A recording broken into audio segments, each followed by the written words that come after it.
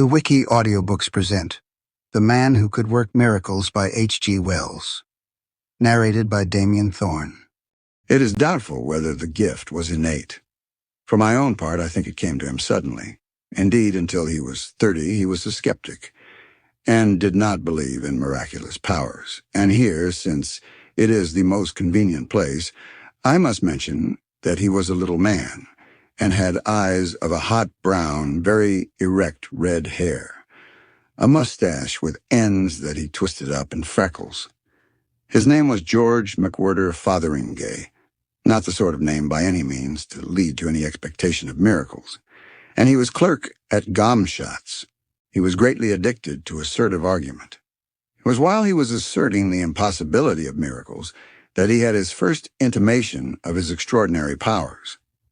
This particular argument was being held in the bar of the Long Dragon, and Toddy Beamish was conducting the opposition by a monotonous but effective "so you say" that drove Mr. Fotheringay to the very limit of his patience.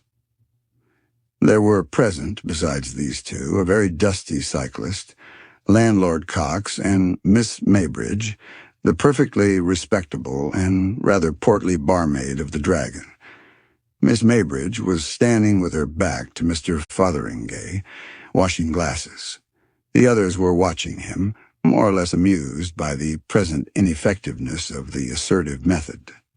Goaded by the Torres Vedras tactics of Mr. Beamish, Mr. Fotheringay determined to make an unusual rhetorical effort.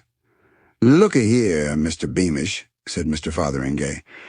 "Let us clearly understand what a miracle is. It's something contrariwise to the course of nature, done by power of will. Something what couldn't happen without being specially willed." "So you say," said Mr. Beamish, repulsing him. Mr. Fotheringay appealed to the cyclist, who had hitherto been a silent auditor, and received his assent, given with a hesitating cough and a glance at Mr. Beamish. The landlord would express no opinion, and Mr. Fotheringay, returning to Mr. Beamish, received the unexpected concession of a qualified assent to his definition of a miracle. "For instance," said Mr. Fotheringay, greatly encouraged, "here would be a miracle. That lamp, in the natural course of nature, couldn't burn like that upside down, could it, Beamish?" "You say it couldn't," said Beamish. "And you?" said Fotheringay. "You don't mean to say, eh?" "No," said Beamish reluctantly. "No, it couldn't." "Very well," said Mr. Fotheringay. "Then here comes someone, as it might be me along here, and stands as it might be here, and says to that lamp, as I might do, collecting all my will, 'Turn upsy down without breaking and go on burning steady,' and hullo." It was enough to make anyone say hullo. The impossible, the incredible, was visible to them all. The lamp hung inverted in the air, burning quietly with its flame pointing down. It was as solid, as indisputable as ever a lamp was, the prosaic, common lamp of the Long Dragon bar. Mr. Fotheringay stood with an extended forefinger and the knitted brows of one anticipating a catastrophic smash. The cyclist, who was sitting next the lamp, ducked and jumped across the bar. Everybody jumped, more or less. Miss Maybridge turned and screamed. For nearly 3 seconds the lamp remained still. A faint cry of mental distress came from Mr. Fotheringay. I can't keep it up," he said. "Any longer." He staggered back, and the inverted lamp suddenly flared, fell against the corner of the bar, bounced aside, smashed upon the floor, and went out. It was lucky it had a metal receiver, or the whole place would have been in a blaze. Mr. Cox was the first to speak, and his remark, shorn of needless excrescences, was to the effect that Fotheringay was a fool. Fotheringay was beyond disputing even so fundamental a proposition as that. He was astonished beyond measure at the thing that had occurred. The subsequent conversation threw absolutely no light on the matter so far as Fotheringay was concerned. The general opinion not only followed Mr. Cox very closely, but very vehemently. Everyone accused Fotheringay of a silly trick and presented him, to himself, as a foolish destroyer of comfort and security. His mind was in a tornado of perplexity. He was himself inclined to agree with them, and he made a remarkably ineffectual opposition to the proposal of his departure. He went home flushed and heated, coat collar crumpled, eyes smarting and ears red. He watched each of the 10 street lamps nervously as he passed it. It was only when he found himself alone in his little bedroom in Church Row that he was able to grapple seriously with his memories of the occurrence and ask, what on earth happened? He had removed his coat and boots and was sitting on the bed with his hands in his pockets, repeating the text of his defense for the 17th time. I didn't want the confounded thing to upset. When it occurred to him that at the precise moment he had said the commanding words, he had inadvertently willed the thing he said, and that when he had seen the lamp in the air, he had felt it depended on him to maintain it there without being clear how this was to be done. He had not a particularly complex mind, or he might have stuck for a time at that inadvertently willed, embracing, as it does, the abstrusest problems of voluntary action. But as it was, the idea came to him with a quite acceptable haziness, and from that, following, as I must admit, no clear logical path, he came to the test of experiment. He pointed resolutely to his candle and collected his mind, though he felt he did a foolish thing. Be raised up, he said. But in a second that feeling vanished. The candle was raised, hung in the air one giddy moment, and as Mr. Fotheringay gasped, fell with a smash on his toilet table, leaving him in darkness save for the expiring glow of its wick. For a time Mr. Fotheringay sat in the darkness perfectly still. It did happen, after all, he said, and how I'm to explain it, I don't know. He sighed heavily and began feeling in his pockets for a match. He could find none, and he rose and groped about the toilet table. I wish I had a match, he said. He resorted to his coat, and there was none there, and then it dawned upon him that miracles were possible even with matches. He extended a hand and scowled at it in the dark. Let there be a match in that hand, he said. He felt some light object fall across his palm, and his fingers closed upon a match. After several ineffectual attempts to light this, he discovered it was a safety match. He threw it down, and then it occurred to him that he might have willed it lit. He did, and perceived it burning in the midst of his toilet table mat. He caught it up hastily, and it went out. His perception of possibilities enlarged, and he felt for and replaced the candle in its candlestick. Here, you be lit, said Mr. Fotheringay. And forthwith the candle was flaring, and he saw a little black hole in the toilet cover, with a wisp of smoke rising from it. For a time he stared from this to the little flame and back, and then looked up and met his own gaze in the looking-glass. By this help, he communed with himself in silence for a time. How about miracles now? Said Mr. Fotheringay at last, addressing his reflection. The subsequent meditations of Mr. Fotheringay were of a severe but confused description. So far he could see it was a case of pure willing with him. The nature of his experiences so far disinclined him for any further experiments, at least until he had reconsidered them. But he lifted a sheet of paper and turned a glass of water pink and then green, and he created a snail, which he miraculously annihilated, and got himself a miraculous new toothbrush. Somewhen in the small hours he had reached the fact that his willpower must be of a particularly rare and pungent quality, a fact of which he had certainly had inklings before, but no certain assurance. The scare and perplexity of his first discovery was now qualified by pride in this evidence of singularity and by vague intimations of advantage.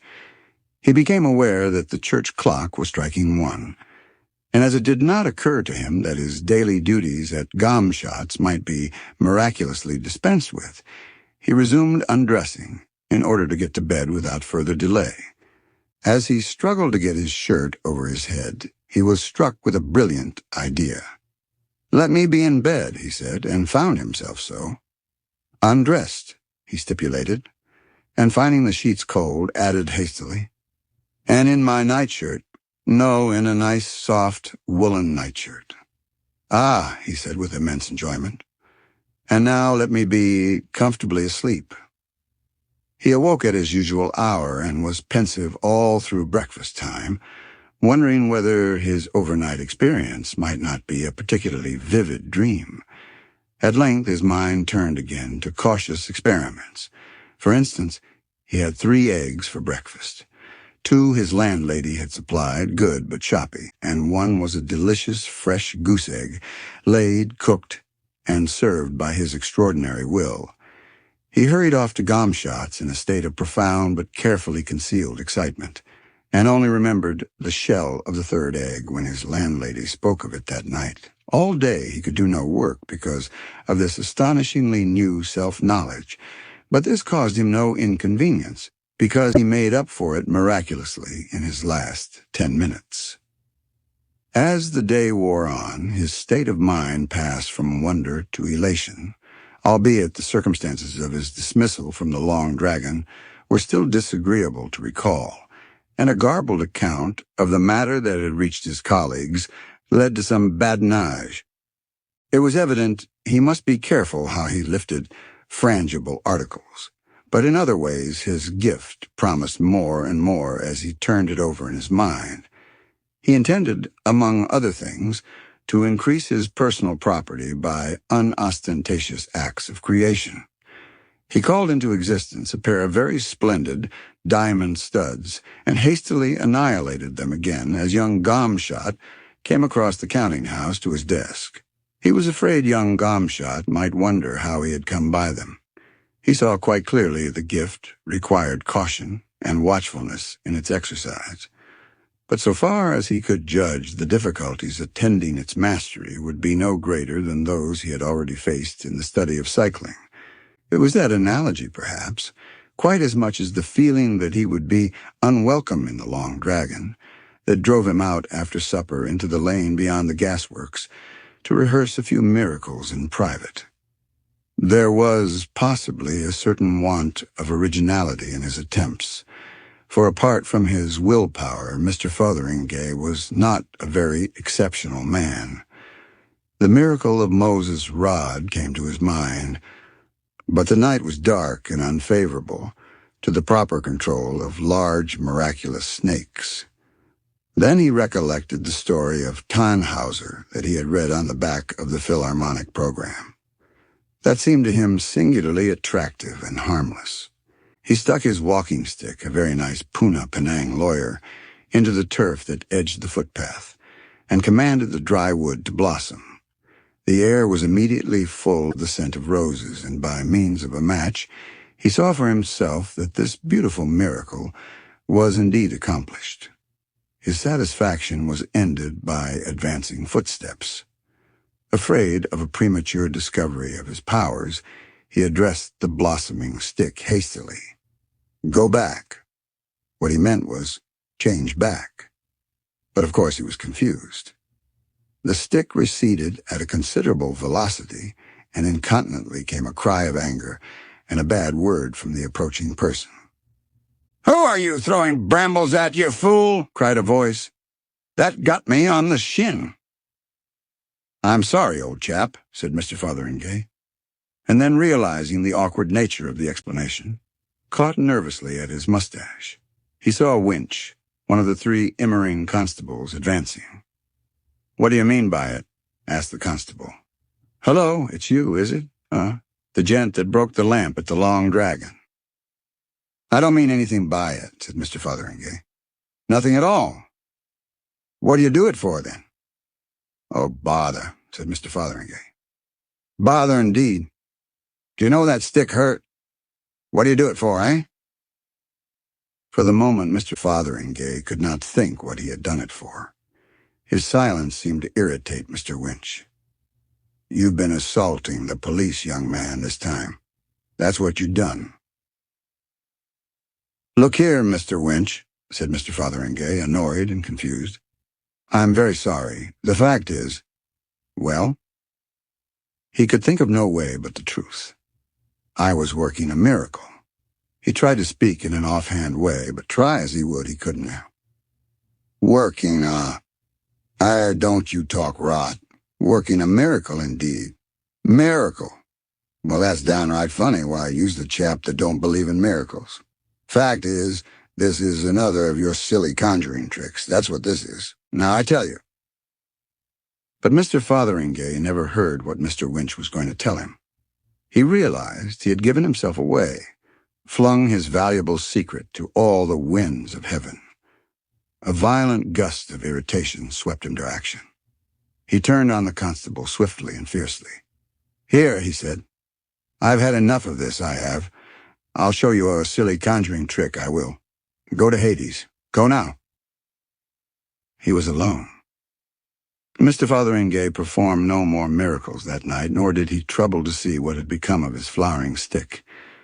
He returned to the town, scared and very quiet, and went to his bedroom. "Lord," he said, "it's a powerful gift, an extremely powerful gift. I didn't hardly mean as much as that. Not really. I wonder what Hades is like." He sat on the bed, taking off his boots. Struck by a happy thought, he transferred the constable to San Francisco, and without any more interference with normal causation, went soberly to bed. In the night he dreamt of the anger of Winch. The next day, Mr. Fotheringay heard two interesting items of news. Someone had planted a most beautiful climbing rose against the elder Mr. Gomshot's private house in the Lullaborough Road, and the river as far as Rawlings Mill was to be dragged for Constable Winch.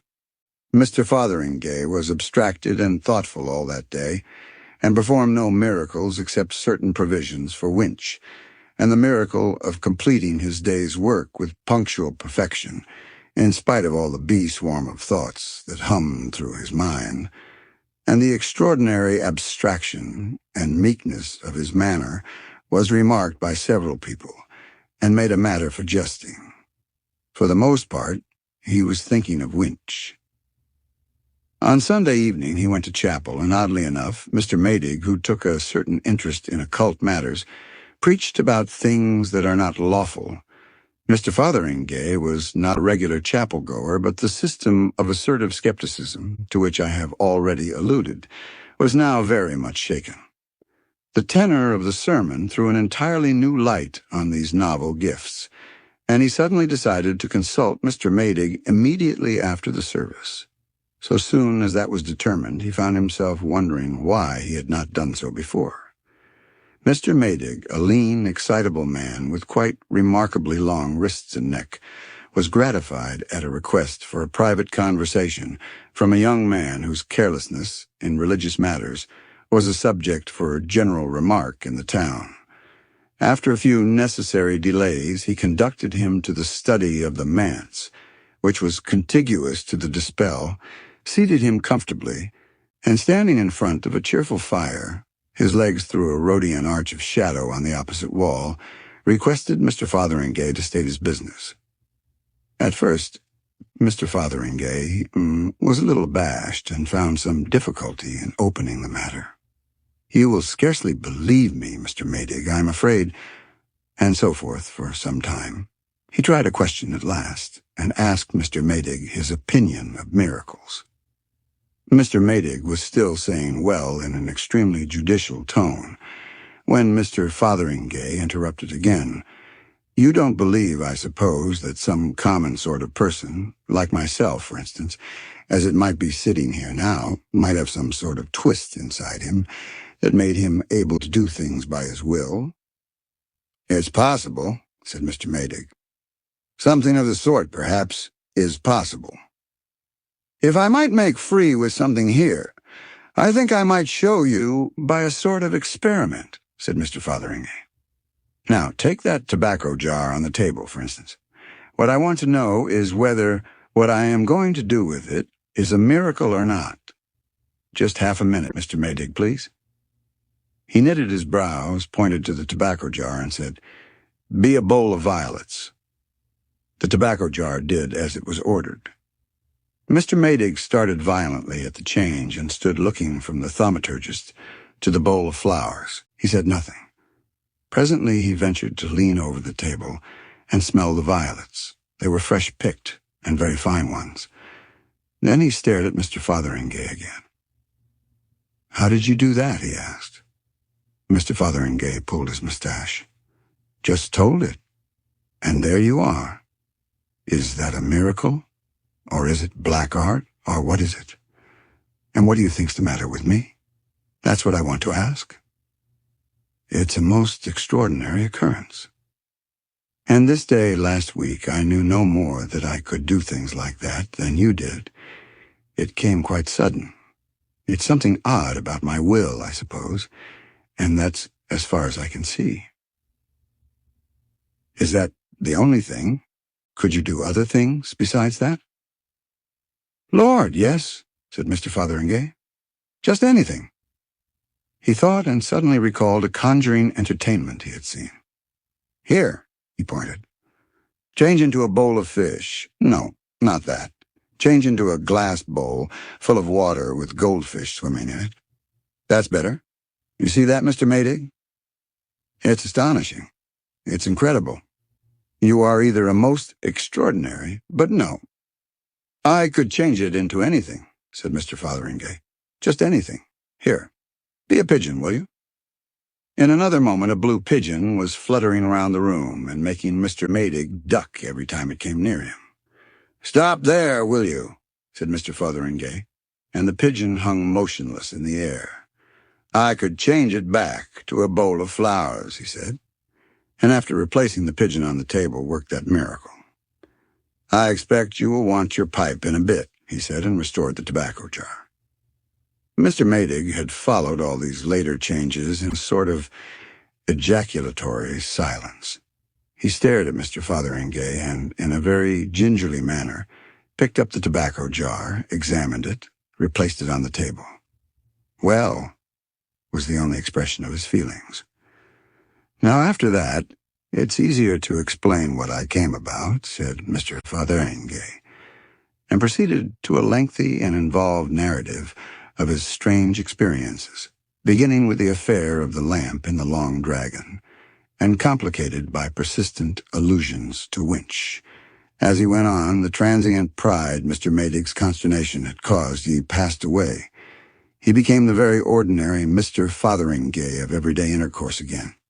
Mr. Maydig listened intently, the tobacco jar in his hand. And his bearing changed also with the course of the narrative. Presently, while Mr. Fotheringay was dealing with the miracle of the third egg, the minister interrupted with a fluttering, extended hand. "It is possible," he said. "It is credible. It is amazing, of course, but it reconciles a number of amazing difficulties. The power to work miracles is a gift, a peculiar quality like genius or second sight. Hitherto it has come very rarely and to exceptional people. But in this case, I have always wondered at the miracles of Muhammad and at Yogi's miracles and the miracles of Madame Blavatsky. But of course, yes, it is simply a gift. It carries out so beautifully the arguments of that great thinker." Mr. Maydig's voice sank. "His Grace, the Duke of Argyll. Here we plumb some profounder law, deeper than the ordinary laws of nature. Yes, yes. Go on. Go on." Mr. Fotheringay proceeded to tell of his misadventure with Winch, and Mr. Maydig, no longer overawed or scared, began to jerk his limbs about and interject astonishment. "It's this what troubled me most," proceeded Mr. Fotheringay. "It's this I'm most mightily in want of advice for. Of course he's at San Francisco, wherever San Francisco may be. But of course it's awkward for both of us, as you'll see, Mr. Maydig. I don't see how he can understand what has happened, and I dare say he's scared and exasperated something tremendous and trying to get at me. I dare say he keeps on starting off to come here. I send him back by a miracle every few hours when I think of it. And of course, that's a thing he won't be able to understand, and it's bound to annoy him. And of course, if he takes a ticket every time, it will cost him a lot of money. I done the best I could for him, but of course, it's difficult for him to put himself in my place. I thought afterwards that his clothes might have got scorched, if Hades is all it's supposed to be, before I shifted him. In that case, I suppose they'd have locked him up in San Francisco. Of course, I willed him a new suit of clothes on him. Directly I thought of it. But you see, I'm already in a deuce of a tangle. Mr. Maydig looked serious. I see you are in a tangle. Yes, it's a difficult position. How you are to end it. He became diffuse and inconclusive. However, we'll leave Winch for a little and discuss the larger question. I don't think this is a case of the black art or anything of the sort. I don't think there is any taint of criminality about it at all, Mr. Fotheringay, none whatever, unless you are suppressing material facts. No, it's miracles, pure miracles. Miracles, if I may say so, of the very highest class.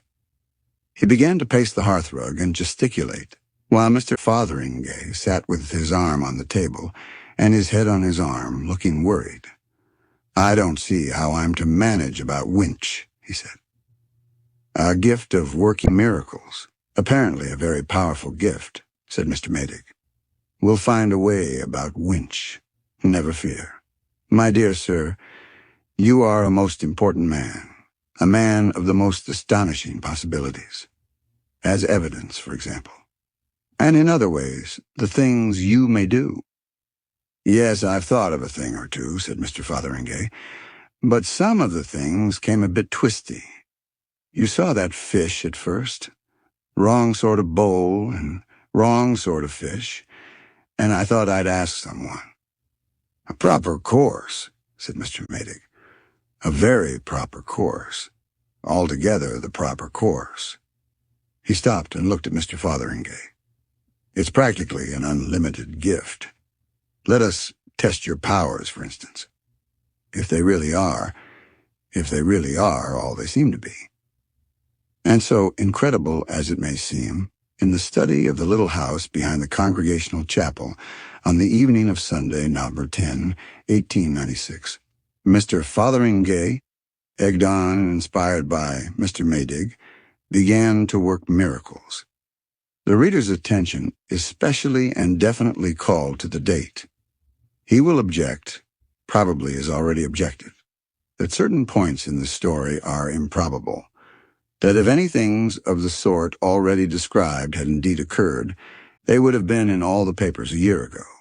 The details immediately following he will find particularly hard to accept, because, among other things, they involve the conclusion that he or she, the reader in question, must have been killed in a violent and unprecedented manner more than a year ago. Now, a miracle is nothing if not improbable, and as a matter of fact, the reader was killed in a violent and unprecedented manner a year ago. In the subsequent course of this story that will become perfectly clear and credible, as every right-minded and reasonable reader will admit. But this is not the place for the end of the story, being but little beyond the hither side of the middle. And at first the miracles worked by Mr. Fotheringay were timid little miracles, little things with the cups and parlor fitments, as feeble as the miracles of theosophists, and feeble as they were received with awe by his collaborator. He would have preferred to settle the Winch business out of hand, but Mr. Maydig would not let him. But after they had worked a dozen of these domestic trivialities, their sense of power grew. Their imagination began to show signs of stimulation, and their ambition enlarged. Their first larger enterprise was due to hunger and the negligence of Mrs. Minchin, Mr. Maydig's housekeeper. The meal to which the minister conducted Mr. Fotheringay was certainly ill-laid and uninviting as refreshment for two industrious miracle workers, but they were seated, and Mr. Maydig was descanting in sorrow rather than in anger upon his housekeeper's shortcomings, before it occurred to Mr. Fotheringay that an opportunity lay before him. "Don't you think, Mr. Maydig," he said, "if it isn't a liberty, my dear Mr. Fotheringay, Of course. No, I didn't think. Mr. Fotheringay waved his hand. What shall we have? He said in a large, inclusive spirit, and at Mr. Maydig's order, revised the supper very thoroughly. As for me, he said, eyeing Mr. Maydig's selection, I am always particularly fond of a tankard of stout and a nice Welsh rarebit, and I'll order that. I ain't much given to Burgundy, and forthwith stout and Welsh rarebit promptly appeared at his command. They sat long at their supper, talking like equals, as Mr. Fotheringay presently perceived, with a glow of surprise and gratification, of all the miracles they would presently do. And by the by, Mr. Maydig, said Mr. Fotheringay, I might perhaps be able to help you in a domestic way. Don't quite follow, said Mr. Maydig, pouring out a glass of miraculous old Burgundy. Mr. Fotheringay helped himself to a second Welsh rarebit out of vacancy and took a mouthful. I was thinking, he said, I might be able, chum-chum, to work, chum-chum. A miracle with Mrs. Minchin, chum-chum. Make her a better woman. Mr. Maydig put down the glass and looked doubtful. She strongly objects to interference, you know, Mr. Fotheringay, and as a matter of fact, it's well past 11, and she's probably in bed and asleep. Do you think, on the whole? Mr. Fotheringay considered these objections. I don't see that it shouldn't be done in her sleep. For a time, Mr. Maydig opposed the idea, and then he yielded. Mr. Fotheringay issued his orders, and a little less at their ease, perhaps, the two gentlemen proceeded with their repast. Mr. Maydig was enlarging on the changes he might expect in his housekeeper next day, with an optimism that seemed even to Mr. Fotheringay's supersenses a little forced and hectic, when a series of confused noises from upstairs began. Their eyes exchanged interrogations, and Mr. Maydig left the room hastily. Mr. Fotheringay heard him calling up to his housekeeper, and then his footsteps going softly up to her. In a minute or so the minister returned, his step light, his face radiant. Wonderful, he said, and touching, most touching. He began pacing the hearthrug. A repentance, a most touching repentance, through the crack of the door. Poor woman, a most wonderful change. She had got up. She must have got up at once. She had got up out of her sleep to smash a private bottle of brandy in her box, and to confess it too. But this gives us, it opens, a most amazing vista of possibilities, if we can work this miraculous change in her. The thing's unlimited, seemingly, said Mr. Fotheringay, and about Mr. Winch, altogether unlimited. And from the hearthrug, Mr. Maydig, waving the Winch difficulty aside, unfolded a series of wonderful proposals he invented as he went along. Now, what those proposals were does not concern the essentials of this story. Suffice it that they were designed in a spirit of infinite benevolence, a sort of benevolence that used to be called postprandial.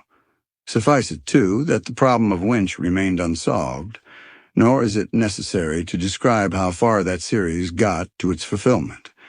There were astonishing changes.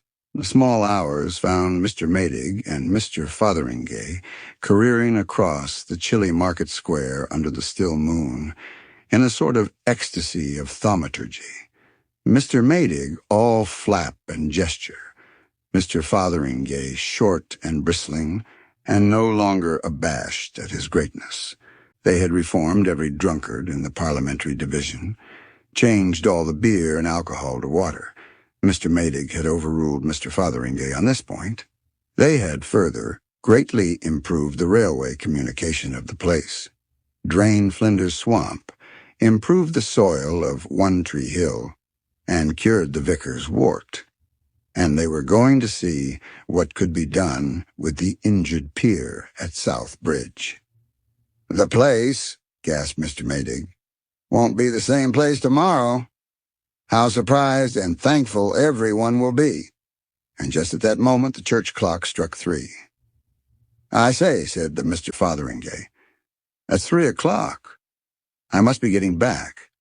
I've got to be at business by 8, and besides, Mrs. Wims—" "We're only beginning," said Mr. Maydig, full of the sweetness of unlimited power. "We're only beginning. Think of all the good we're doing.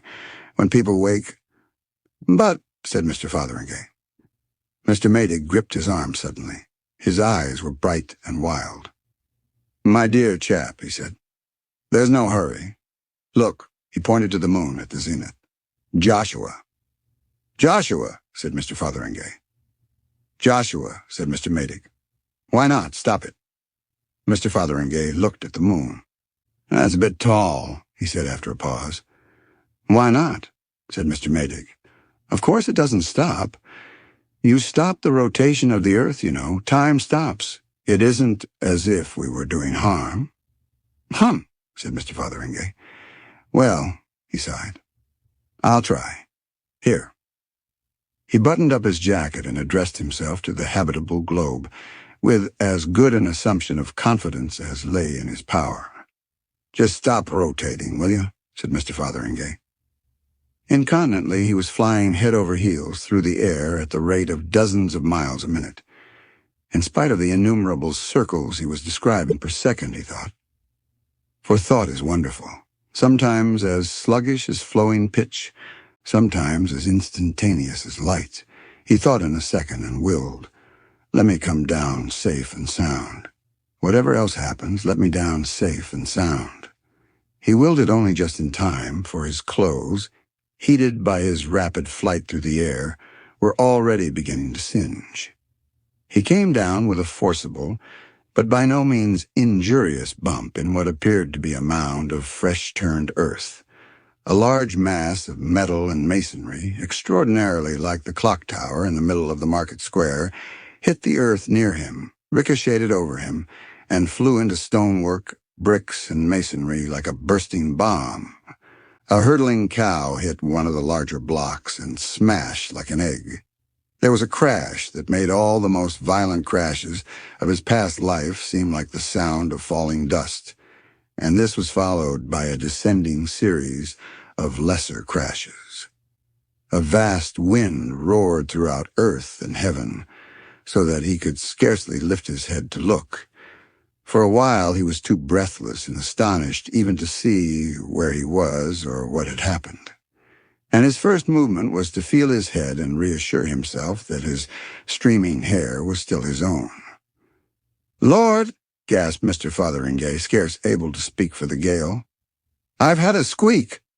"What's gone wrong?" "Storms and thunder. And only a minute ago a fine night. It's Maydig set me on to this sort of thing. What a wind! If I go on fooling in this way, I'm bound to have a thundering accident. Where's Maydig? What a confounded mess everything's in." He looked about him so far as his flapping jacket would permit. The appearance of things was really extremely strange. "The sky's all right anyhow," said Mr. Fotheringay. "And that's about all that is all right. And even there it looks like a terrific gale coming up.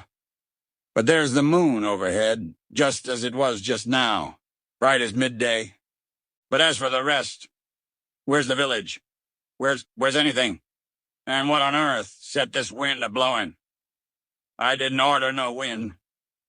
Mr. Fotheringay struggled to get to his feet in vain, and after one failure, remained on all fours, holding on. He surveyed the moonlit world to leeward, with the tails of his jacket streaming over his head. "There's something seriously wrong," said Mr. Fotheringay. "And what it is, goodness knows." Far and wide, nothing was visible in the white glare through the haze of dust that drove before a screaming gale but tumbled masses of earth and heaps of inchoate ruins.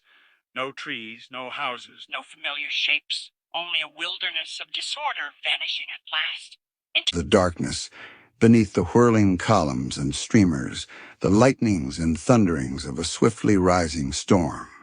Near him in the livid glare was something that might once have been an elm tree, a smashed mass of splinters, shivered from boughs to base, and further a twisted mass of iron girders, only too evidently the viaduct, rose out of the piled confusion. You see, when Mr. Fotheringay had arrested the rotation of the solid globe, he had made no stipulation concerning the trifling movables upon its surface. And the earth spins so fast that the surface at its equator is traveling at rather more than 1,000 miles an hour, and in these latitudes at more than half that pace, so that the village, and Mr. Maydig, and Mr. Fotheringay, and everybody and everything had been jerked violently forward at about 9 miles per second. That is to say, much more violently than if they had been fired out of a cannon. And every human being, every living creature, every house, and every tree, all the world as we know it, had been so jerked and smashed and utterly destroyed. That was all. These things Mr. Fotheringay did not, of course, fully appreciate. But he perceived that his miracle had miscarried, and with that a great disgust of miracles came upon him. He was in darkness now, for the clouds had swept together and blotted out his momentary glimpse of the moon, and the air was full of fitful, struggling, tortured wraiths of hail. A great roaring of wind and waters filled earth and sky, and peering under his hand through the dust and sleet to windward, he saw by the play of the lightnings a vast wall of water pouring towards him. "Maydig!" screamed Mr. Fotheringay's feeble voice amid the elemental uproar. "Here! Maydig!" "Stop!" cried Mr. Fotheringay to the advancing water. "Oh, for goodness sake, stop!" "Just a moment," said Mr. Fotheringay to the lightnings and thunder. "Stop just a moment, while I collect my thoughts. And now what shall I do?" he said. "What shall I do? Lord, I wish Maydig was about." "I know," said Mr. Fotheringay. "And for goodness sake, let's have it right this time." He remained on all fours, leaning against the wind, very intent to have everything right. "Ah," he said, "let nothing what I'm going to order happen until I say off.